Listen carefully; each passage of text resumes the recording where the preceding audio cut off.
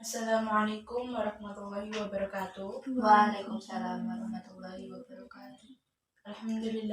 Alhamdulillahirabbil alamin.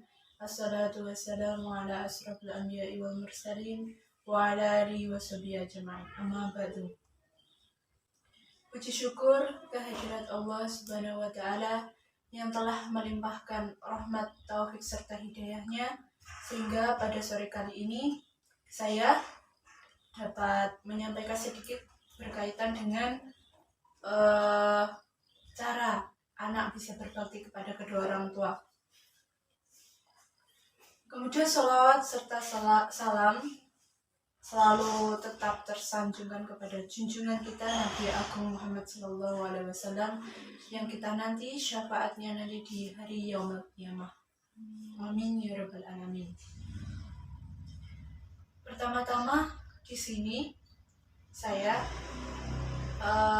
memiliki beberapa alasan mengapa ingin menyampaikan tentang tata cara ataupun cara untuk mematuhi perintah daripada orang tua.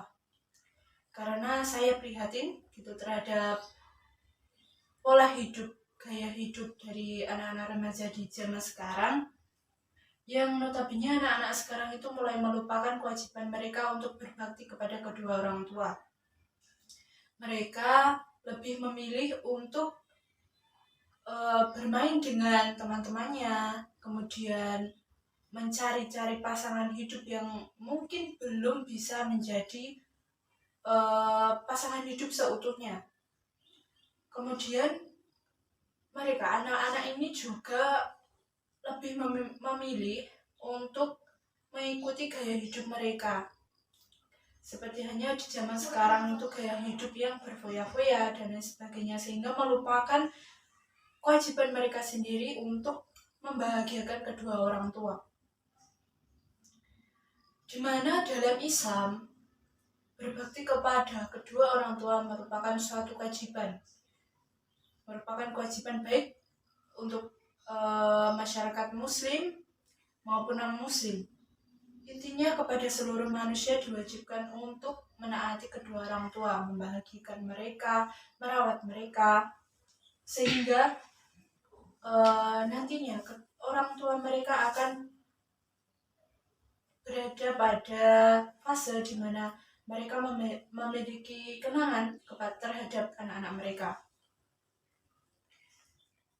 Sehingga di dalam Islam terdapat cara ataupun tata cara metode untuk sarana sebagai pengabdian diri kepada kedua orang tua. Yang pertama adalah bersikap sopan kepada kedua orang tua.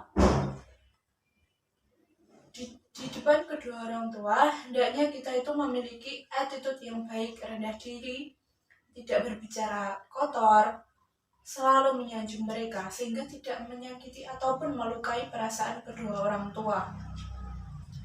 Berperilaku sopan pun tidak hanya sebenarnya ditujukan kepada kedua orang tua saja, melainkan juga orang-orang di luar sana yang notabene harkat martabatnya itu lebih tinggi daripada kita, sehingga akan menjadikan image kita pun lebih baik gitu, tidak hanya di dalam lingkup keluarga tetapi juga di dalam lingkungan bermasyarakat. Kemudian yang kedua adalah tidak berkata kotor, tidak menyakiti hati mereka, tidak menyakiti hati kedua orang tua. Karena ridho orang tua itu juga merupakan ridho dari Allah Subhanahu wa taala. Dimana ketika kita berbicara baik itu akan memberikan suasana hati yang baik juga terhadap diri mereka, diri orang tua, sehingga orang tua pun juga bisa memperlakukan kita dengan baik layaknya seorang anak. Kemudian memberikan hadiah, memberikan perlakuan yang baik kepada kedua orang tua. Memberikan hadiah, berperilaku dan menyenangkan mereka tidak hanya sekedar untuk memberikan barang-barang mewah ataupun harta benda kita, tetapi juga memberikan hadiah berupa doa daripada ibadah. Mendoakan mereka di setiap ibadah kita merupakan bentuk hadiah, merupakan bentuk pemberian terindah yang diharapkan dari kedua orang tua dari anak-anaknya. Kemudian tidak menjelekkan kedua orang tua. Meskipun orang tua kita memiliki perilaku yang buruk terhadap kita ataupun tidak memperlakukan kita dengan baik, alangkah lebih baiknya jangan sampai perilaku orang tua tersebut kita share ke orang lain, karena itu termasuk daripada aib. Hendaknya kita menutup itu sebagai rahasia dari keluarga kita sendiri, kemudian mendoakannya, kita curhatkan kepada Allah bahwasanya orang tua saya memiliki perilaku yang kurang baik ya Allah. Kemudian kita minta petunjuk dari Allah agar orang tua kita tersadar, dapat diberikan sebuah mukjizat sehingga mereka bisa kembali ke jalan yang benar. Jangan sampai orang lain tahu, karena ketika orang lain tahu bisa jadi itu merupakan hal negatif yang bisa mempengaruhi kerukunan daripada kebahagiaan kerukunan keluarga kita.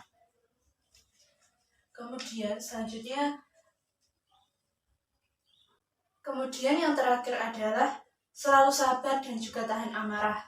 Jikalau kedua orang tua kita sedang istilahnya menyuruh ataupun ingin meminta jasa daripada tenaga kita, dan ketika mood kita sedang tidak baik, suasana hati kita tidak baik, jangan sampai kita menolak ataupun kembali memarahinya, karena itu merupakan tugas dan kewajiban anak, yaitu saling membantu orang tua, dimana berkat jasa mereka juga kita bisa terlahir di dunia, kita bisa sekolah, kita bisa menikmati mempunyai handphone, fasilitas hidup, dan lain sebagainya. Sehingga jangan sampai kita melupakan jasa mereka, kemudian ketika mereka ingin meminta bantuan dari anak-anaknya, kita malah menjawab nanti, karena penyesalan akan datang di kemudian hari.